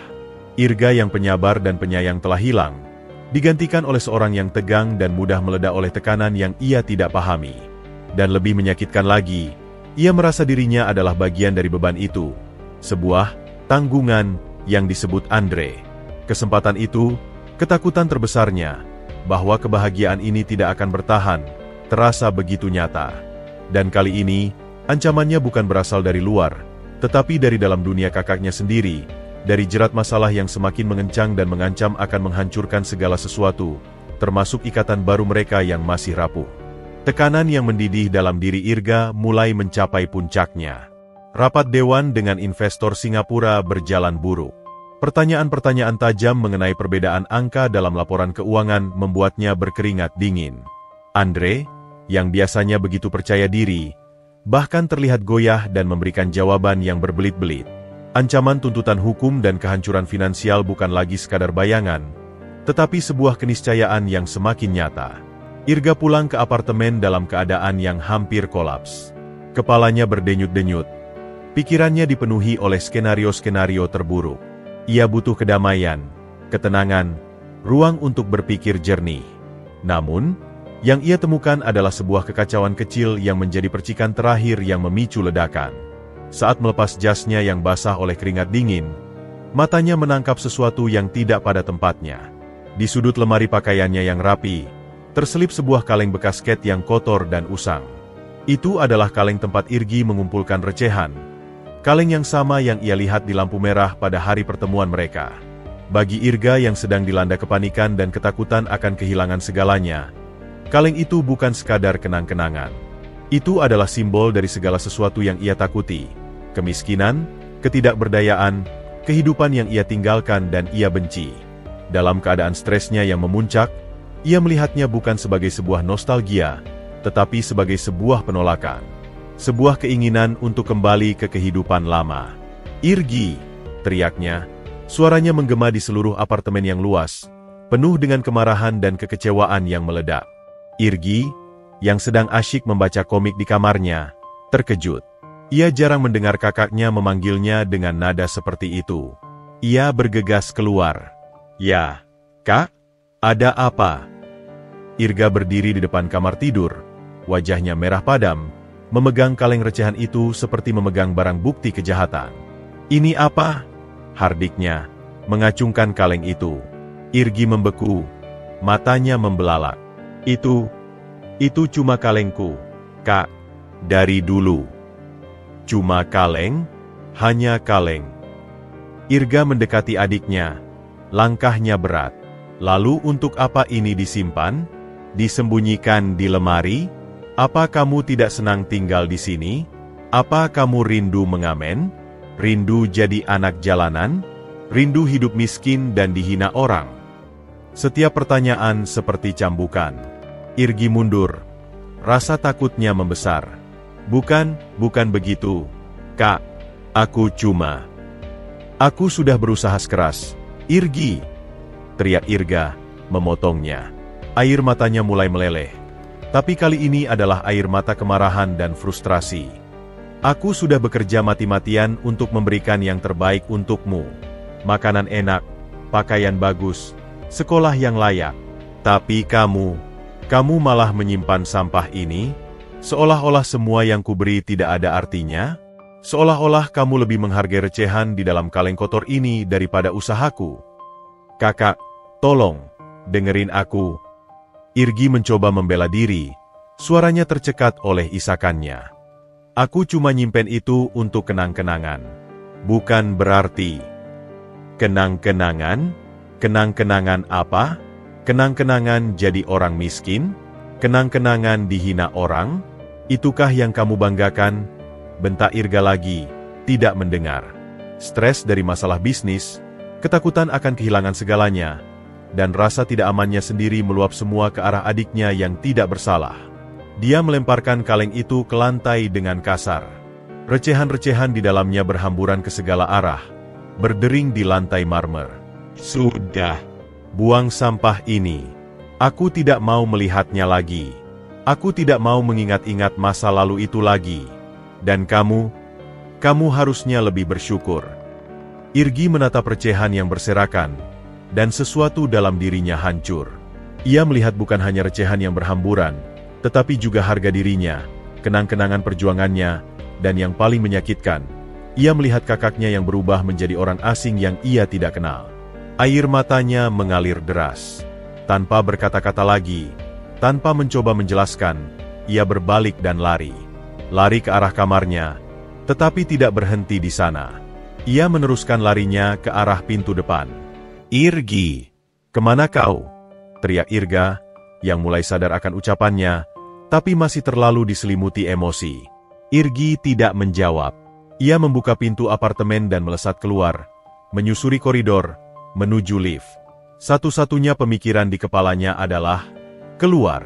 Keluar dari apartemen mewah ini, keluar dari kemarahan kakaknya, keluar dari kehidupan baru yang tiba-tiba terasa begitu menyiksa.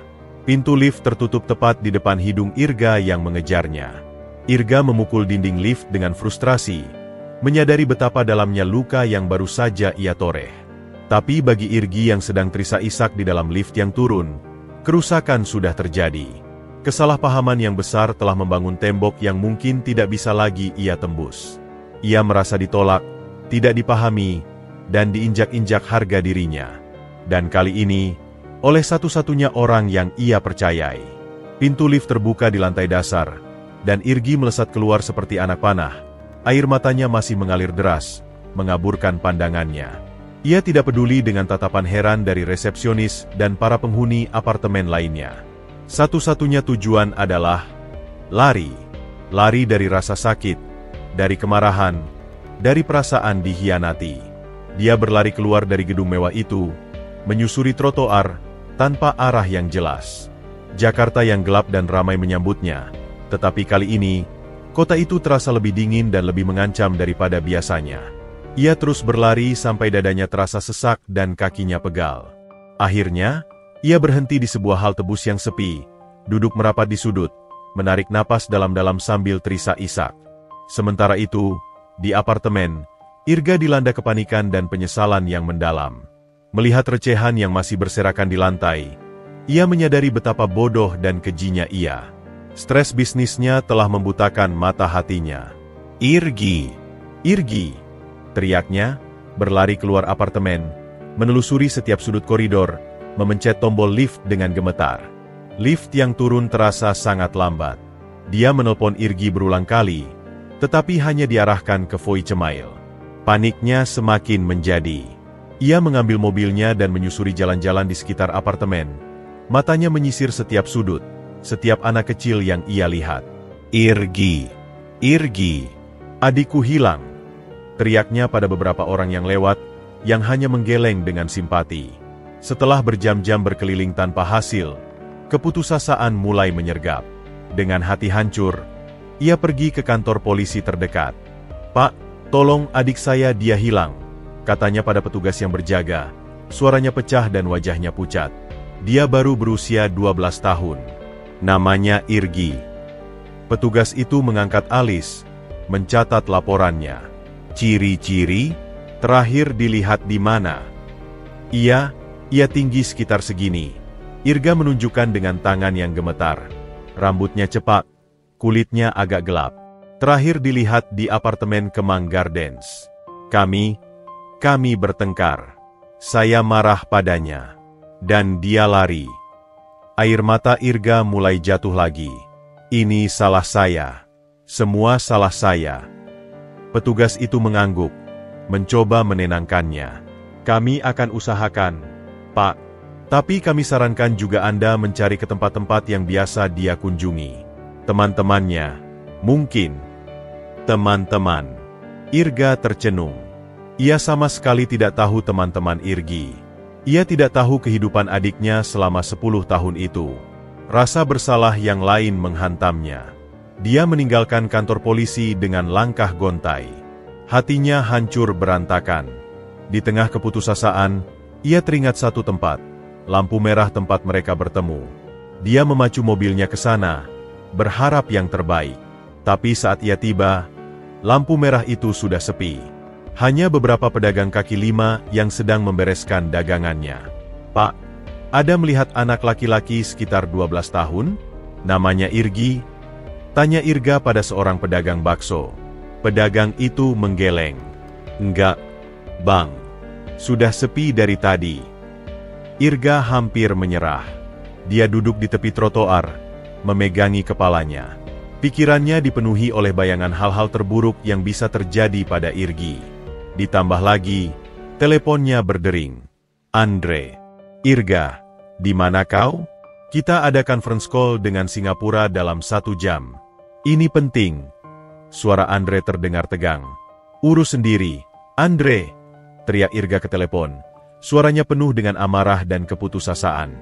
"Adikku hilang. Aku tidak peduli dengan bisnis itu sekarang." Dia mematikan teleponnya. Untuk pertama kalinya dalam 10 tahun, prioritasnya menjadi jelas. Tidak ada yang lebih penting daripada Irgi. Tidak juga kesuksesan, tidak juga uang, tidak juga perusahaan. Kegelapan Jakarta terasa semakin menusuk. Irga menangis, merasakan betapa dalamnya kegagalannya sebagai seorang kakak. Dia telah mendapatkan kembali harta karunnya, hanya untuk kehilangannya lagi karena kebodohannya sendiri. Dan kali ini, jika terjadi sesuatu pada Irgi, ia tidak akan pernah bisa memaafkan dirinya sendiri.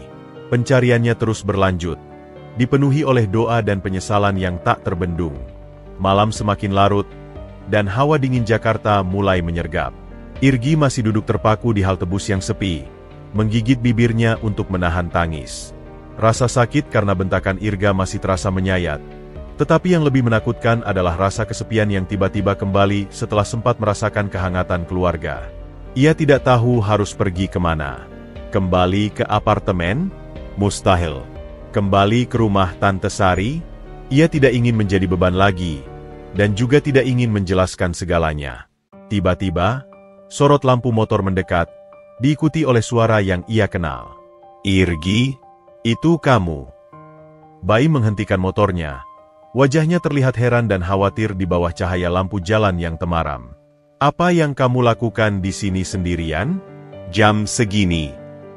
Irgi tidak bisa menjawab. Air matanya kembali meleleh melihat wajah familiar temannya. Dia hanya menggeleng, tubuhnya menggigil kedinginan. Baim turun dari motornya, mendekati Irgi. Wajah sinisnya dari pertemuan sebelumnya telah hilang, digantikan oleh kecemasan yang tulus. Hei, jangan nangis. Ada apa? Kakakmu yang kaya itu mana?" Ia marah besar padaku," isak Irgi akhirnya.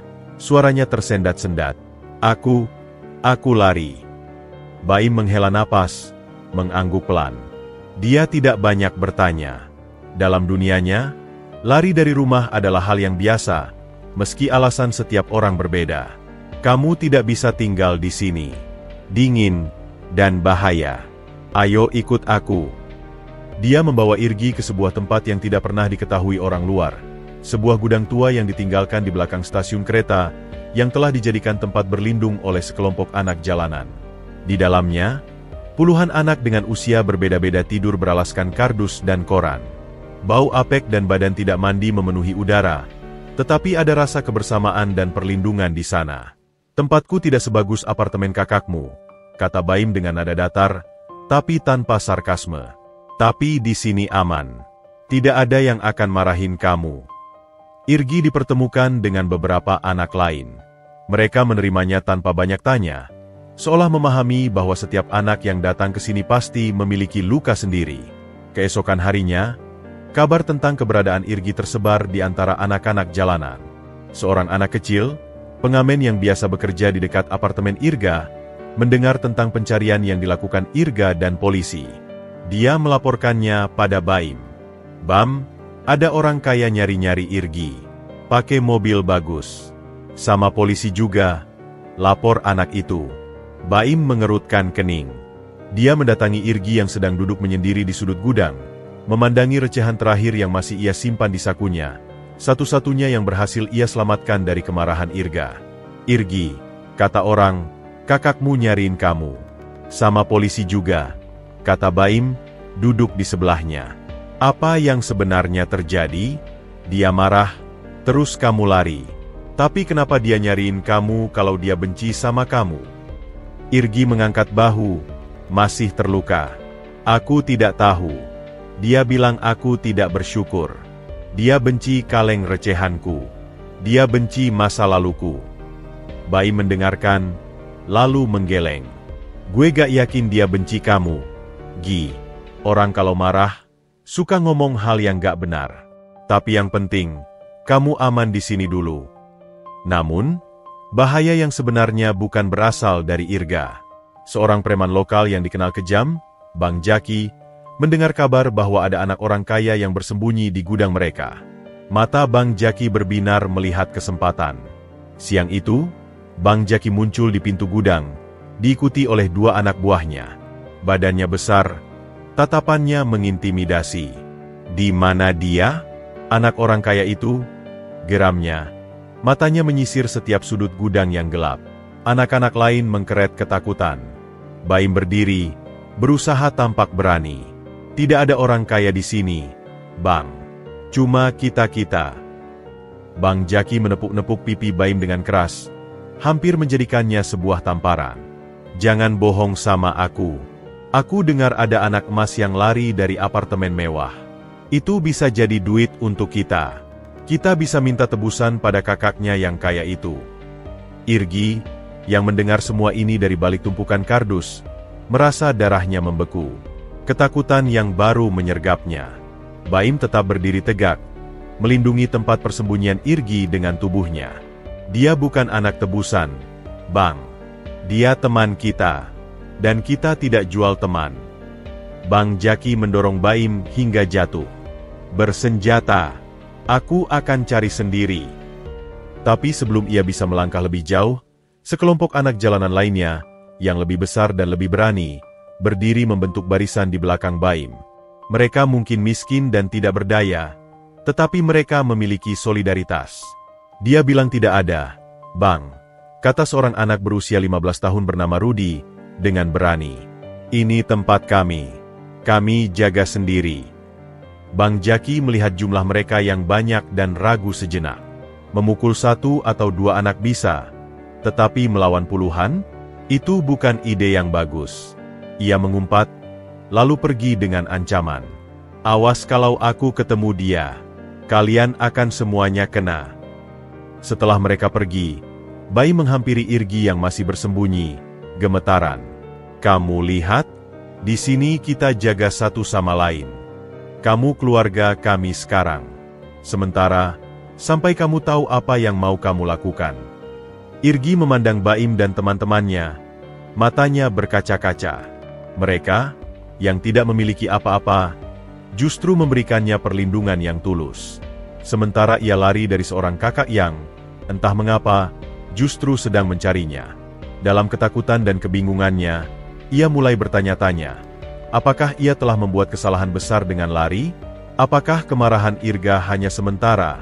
Seperti kata Baim, pertanyaan-pertanyaan itu mengusiknya. Tetapi untuk sekarang, ia merasa aman di antara teman-teman seperjuangannya. 2 hari telah berlalu sejak Irgi menghilang. Bagi Irga, itu adalah 2 hari yang terasa seperti penyiksaan tanpa henti. Setiap detik diisi dengan bayangan mengerikan tentang apa yang mungkin terjadi pada adiknya. Dia telah menggeledah setiap sudut Jakarta, menemui setiap kenalan yang mungkin, bahkan mendatangi rumah sakit dan panti jompo, semua tanpa hasil. Raut wajahnya yang biasanya tampan kini compang-camping, dipenuhi oleh janggut yang mulai tumbuh dan mata yang sembab dan merah. Hampir putus asa, dengan langkah gontai, ia memutuskan untuk mendatangi satu-satunya tempat yang ia hindari, rumah Tante Sari. Mungkin, hanya mungkin, Irgi telah kembali ke sana. Saat ia tiba di depan rumah tua yang pengap itu, hatinya berdegup kencang. Ia mengetuk pintu dengan tangan gemetar. Tante Sari membuka pintu. Wajahnya yang biasanya keriput dan masam kini terlihat lelah dan penuh kekhawatiran. Melihat Irga yang berdiri dengan wajah hancur di depan pintunya, ekspresinya tidak lagi marah, tetapi lebih pada kesedihan yang dalam. "Irga, ada apa? Kamu terlihat mengerikan," katanya, suaranya datar, tanpa nada menuduh. "Irgi, Tante." Suara Irga pecah. Dia hilang. Kami bertengkar, dan dia lari. Sudah 2 hari. Saya sudah mencari kemana-mana. Polisi juga tidak bisa menemukannya. Air mata mulai menetes lagi di pipinya yang sudah kering oleh air mata. "Ini semua salah saya, Tante. Saya telah gagal. Gagal sebagai kakak, seperti saya telah gagal selama 10 tahun ini." Tante Sari memandanginya untuk beberapa saat, lalu menghela napas panjang. "Masuklah," katanya, membuka pintu lebih lebar. Di dalam rumah yang sederhana dan berantakan itu, Tante Sari menyuruh Irga duduk. Dia sendiri pergi ke sebuah lemari tua, mengeluarkan sebuah kotak kayu yang sudah usang. Dengan tangan yang gemetar, ia membukanya. Selama ini saya menyimpan sesuatu. Mulainya, suaranya bergetar oleh emosi yang tertahan. Saya menyimpannya karena saya marah. Karena saya kecewa. Dia mengeluarkan beberapa amplop kuning yang sudah usang, tertanggal 10 tahun yang lalu. Ini surat-surat dari kamu, Irga. Irga terpana, matanya membelalak. Surat? Saya tidak pernah. Kamu mengirimnya, potong Tante Sari. Beberapa bulan setelah kamu pergi, dan terus berlanjut selama beberapa tahun. Dia membuka satu amplop, mengeluarkan selembar kertas yang sudah menguning. Di sini, kamu bercerita tentang pekerjaanmu sebagai kuli bangunan. Di sini, tentang bagaimana kamu sakit dan hampir mati. Suaranya pecah, dan di setiap surat, kamu menyelipkan sedikit uang. Sangat sedikit, tapi itu yang bisa kamu kirim. Irga mengambil surat-surat itu dengan tangan gemetar. Matanya menyapu tulisan tangannya sendiri yang masih kekanak-kanakan. Cerita-cerita tentang perjuangan dan keputusasaan yang ia alami. Dan ia melihat, di setiap akhir surat, selalu ada kalimat yang sama. Tolong jaga Irgi untuk saya. Saya akan pulang begitu saya bisa. Tapi saya tidak pernah menerima balasan. Bisik Irga, hancur. Saya pikir Tante marah dan tidak mau tahu lagi dengan saya. Saya pikir uang yang saya kirim tidak ada artinya. Jadi akhirnya, saya berhenti mengirim. Tante Sari menunduk. Air matanya jatuh membasahi tangan keriputnya. Saya marah, Irga. Marah karena kamu pergi begitu saja. Dan ketika surat pertama datang, dengan uang yang sedikit itu, kemarahan saya justru membara. Saya pikir kamu mengirimnya hanya untuk membeli hati.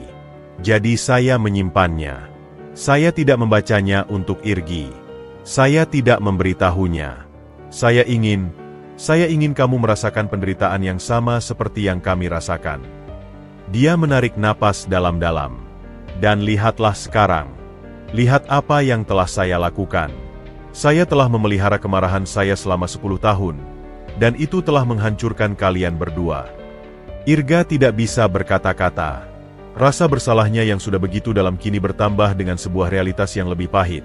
Bahwa selama ini, ada kesempatan untuk tetap terhubung, tetapi telah dihancurkan oleh kesalahpahaman dan kemarahan yang dipelihara. Dia memegang surat-surat itu erat-erat, seolah mereka adalah harta karun yang tak ternilai. Oh, Tuhan! Irgi, dia tidak pernah tahu. Dia pikir saya telah meninggalkannya begitu saja. Selama 10 tahun, dia pikir saya tidak peduli. Tante Sari mengangguk. Wajahnya penuh penyesalan. Saya yang salah, Irga. Saya yang egois dan picik. Sekarang kamu harus menemukannya. Katakan padanya kebenarannya. Dia berhak tahu. Kebenaran itu seperti tamparan, tetapi juga seperti pembebasan. Irga sekarang memahami akar dari semua rasa tidak aman dan kemarahan Irgi. Itu bukan hanya karena kepergiannya, tetapi juga karena kebohongan yang tidak disengaja, karena harapan yang sengaja diputus. Dia berdiri, memegangi surat-surat itu seperti pedang untuk memotong semua kesalahpahaman. Saya akan menemukannya, Tante. Saya akan menemukannya dan menjelaskan semuanya. Dan kali ini, saya tidak akan menyerah. Dia keluar dari rumah Tante Sari dengan sebuah tujuan baru. Bukan hanya untuk menemukan Irgi, tetapi untuk menyembuhkan luka lama dengan kebenaran. Dan untuk pertama kalinya sejak Irgi hilang, ada secercah harapan yang menyala di dalam hatinya yang hancur. Ia tahu apa yang harus dicari, bukan hanya seorang anak laki-laki, tetapi kepercayaan yang telah hilang, dan kunci untuk mengembalikannya ada di dalam surat-surat usang di tangannya. Dengan surat-surat usang yang digenggam erat di tangan dan hati yang dipenuhi tekad baru, Irga meninggalkan rumah Tante Sari. Kini, ia tidak hanya mencari seorang anak yang hilang, tetapi ia membawa bukti nyata dari sebuah kesetiaan yang tersembunyi selama 10 tahun. Petunjuk dari Tante Sari tentang kemungkinan Irgi bersembunyi bersama teman-teman seperjuangannya membawanya kembali ke jalanan, tetapi dengan perspektif yang sama sekali berbeda.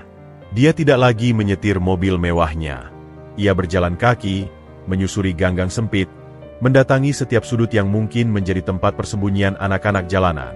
Ia menunjukkan foto Irgi pada setiap pedagang, pengemis, dan anak jalanan yang ia temui. Awalnya, ia mendapat tatapan curiga dan pengabaian. Tapi kali ini, ia tidak mudah menyerah. Namanya Irgi. Dia adik saya. Saya punya sesuatu yang penting untuk diberitahunya. Katanya pada sekelompok anak yang sedang berkumpul di sebuah pojokan. Suaranya rendah dan tulus, tanpa kesan menggurui atau sombong.